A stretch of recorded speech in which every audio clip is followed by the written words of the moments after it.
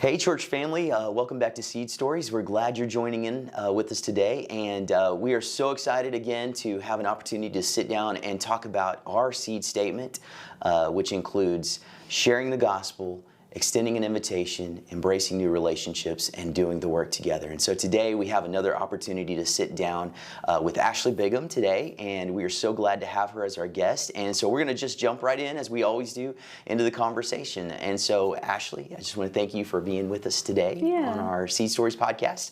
And just as we get started, it's always good to kind of get to know those who are on our show. And so would you kind of just tell us a little bit about you and your family? And what you guys do? Yeah, well, thanks for having me. Yeah. So I'm Ashley Bigham, as you said, and I'm married to my husband, Jamie, and we have a daughter, Adeline, that's 10. We've been married for almost 2 years. My husband was married before and had a daughter, and so now I get to be a mom, which is a huge blessing. Awesome. And so almost 2 years. I didn't think I was ever going to get married or be able to be a mom, and so I'm so glad for the Lord in that. And I am a house mom at Grace Home, and I've been there almost 6 months. This year in December will mark 9 years in ministry for me. Before I got married, I was from the Hera area and on staff at my church there. And then before that, I was a missionary in Ecuador and lived there in the middle of the Amazon jungle for about 3.5 years. And so, yeah, we have 2 dogs. Pumpkin and Baby Boo. Fall names, because that's fitting. Yes, I love fall. And so we love them. We love to garden. We had a huge garden this year, and I got to can lots of stuff. This is my first time canning, so learning all new things in that. That's a lot of work. It is a lot of work, but to me, it was so exciting to be able to do that. And at the beginning of planting our garden, I went around and prayed, like, Lord, let our garden be fruitful. And that's good. We had got our first fruits, just a first few potatoes, and we brought them to Travis. And we had texted him when I pulled those first potatoes. I was like, can we bring you our first fruits? And so my husband brought the potatoes to him on a Monday, and he was like, I didn't think you were going to bring them. Like, we want our garden to be fruitful. But anyways, that's cool. We love to do that. And, it's just a little bit about our family and myself. So very cool. Okay, so this morning we're going to be talking about embracing new relationships, and so with that said, I just wanted to kind of get an idea of how you see that playing out in your life. I know you guys are new to our church family here, pretty new, and maybe you could share just a little bit of y'all's story on how that has played a part of your life in Blanchard First for this season. Yeah, I would say being at my old church at Hera, spiritual family relationships were modeled for me really well. I had tons of spiritual family there, and so I know what that picture looks like, right? And so coming to Blanchard, to where I'm relatively new, my husband is from this area, not from Blanchard, but from the Bridge Creek area. Okay. So he's always lived in this area pretty much, but I'm still new. So moving here and trying to build new relationships has been a little bit difficult, but we've just asked the Lord, help us in that. Yeah. And so just a few things that we do. We both disciple men and women in our homes. And so that looks like them coming to our home. My husband does Sunday, I do Monday, and teaching them about, Jesus and doing life on life with each other. And so but I found those women just by asking the Lord and seeking people out, and my husband, the same. We had a block party in our neighborhood in May. Our neighborhood is a little bit smaller, and we had hoped to move, and then that didn't happen. And so we just asked the Lord, how can we enjoy where we live and be the light to our neighbors? And so we made little flyers, and my husband, daughter, and we walked around our neighborhood and passed them out. Cool. Went door to door and just, hey, this is us. This is what we're going to do. We'd love for you to come. And so we had the block party, and it was a great time. And tons of people came and sat around and had a great time with each other, just chatting and getting to know one another. And they were like, when can we do it again? And what can we bring next time? And it was really great. And we will do it again when it cools off some, Sure. because it was the end of May. And Oh yeah, summertime is brutal. hot. Yeah, it was terrible. But it was really sweet. And from that, there has been fruit. And a gentleman that came to the block party has now been coming to Blanchard First. Oh, that's great. And so it has been really great. Wow, that's such a cool story, and you know that really just you know made me think about when we talked about opening up your home. How has opening up your home played into these new relationships that you've had? I mean, I'm sure that's got to be a little scary to bring people in you don't know, but how has that helped in building new relationships with you? Yeah. So disciple making was modeled for me and Hera, right? I was discipled by someone. She was discipled by someone. I discipled a group of women before I left Hera. And so I had that model. My husband the same. He was discipled and now he has men. But there's women out there, men and women, who are just waiting for somebody to be like, hey, come on, show me how to do these things. And wanting somebody to invest their life into them, right? Right. And so we see Jesus model that. Jesus had a relationship with the Father. He had relationship with his disciples. And then he had friendships, right? And so we need those things modeled for us. And so as I looked for women, and I met this one woman just by happenstance, and was like, hey, do you want to come to my house and let me teach you how to read the Word? And so she came, and then she told me about her friends. And at my old job, I had met this woman who had come into a clinic, and so I built a relationship with her. I asked her to lunch, and then we just formed a relationship. And then I was like, hey, do you want to come follow me in disciple making?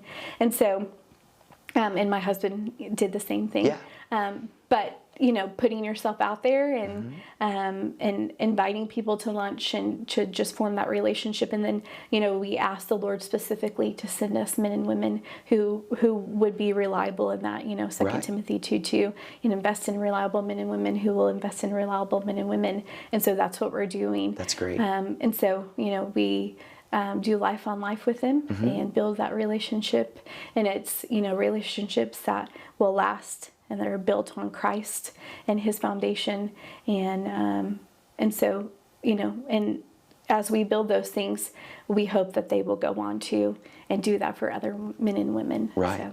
That's great. And it's interesting, just talking with you, I hear the fact that most of these relationships that you're talking about are actually outside of like a Sunday morning type of situation. Right. And how has that been the case for you here at Blanchard First, that most of your, just the fact is that it really doesn't happen. And I know that because I'm a pastor here. There's very rarely a time that I really get a chance to connect with somebody in a Sunday morning service. And so, your experience, I assume, is the same, correct? Right. So the people that we disciple do not go to Blanchard First. We met them outside. One was from a previous job that I had, and then one was from a relationship that I had made out just in the community, and then her other two friends that came alongside too. And so, and the same for my husband. One is our neighbor, and then two men that he disciples are from friendships from a long time ago. Okay. And so, none from Blanchard First, and all outside of Sunday morning. Yeah.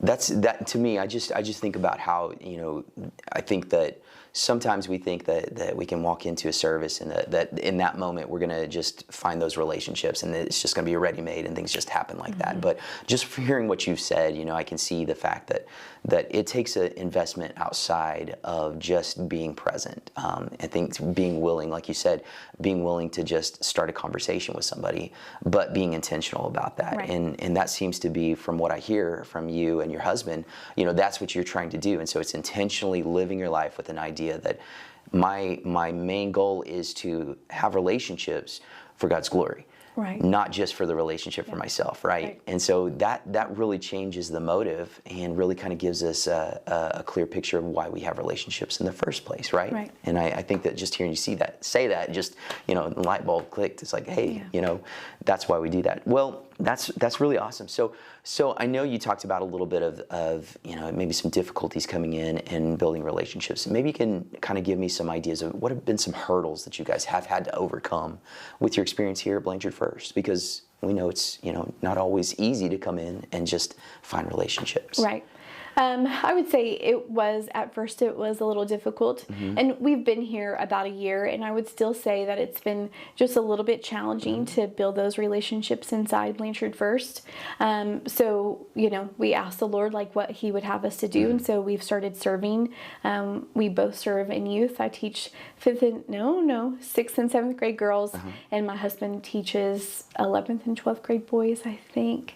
And so, getting to serve alongside other people in the church, to serve under Nathan and to build those relationships even with students in the youth. And it's been a lot of fun. I've done youth ministry for a long time, but it's always fun, and to see those girls, grow and to learn, and little light bulbs click off, when things are said. So we enjoy that. We also serve in the food pantry. My husband, his job allows for him to be able to come most times, and so sometimes our daughter will come, and she loves to do that as well. And so it's been hard on Sunday morning, I would say, but we realized that and knew that we needed to be serving as well, and that's how you could build relationships inside the church too. So I would say though that it was probably 5 weeks before someone said good morning to us in a Sunday morning, which was a little bit hard, but we knew that this is where the Lord had us, and it's okay. And that we can also say good morning to people too. That's good. I appreciate you saying that.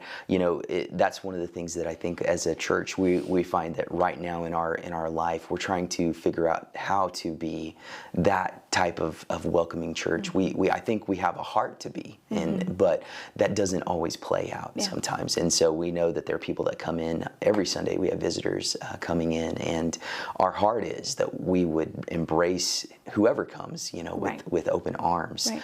Sometimes we miss people. Sometimes people are nervous to meet somebody new. And so those are hurdles that we have to overcome as a church. But that's part of our seed statement, and why we talk about this is so that we can realize that, hey, let's put aside those little fears that keep us from acting, and know that God's going to honor it when we do life the way He's called us to. And so that's great. Well, I know that, just hearing your story and what you've talked about with your husband, I'm sure that the Lord has taught you guys some things through this, and maybe you can share a little bit about what the Lord has been teaching you guys through these new relationships, about either Him or yourselves in all this. Yeah. I would say that the Lord revealed to me a few weeks ago that I have missed the mark in building relationships. There's no reason that I can't turn around to the person behind me and say good morning.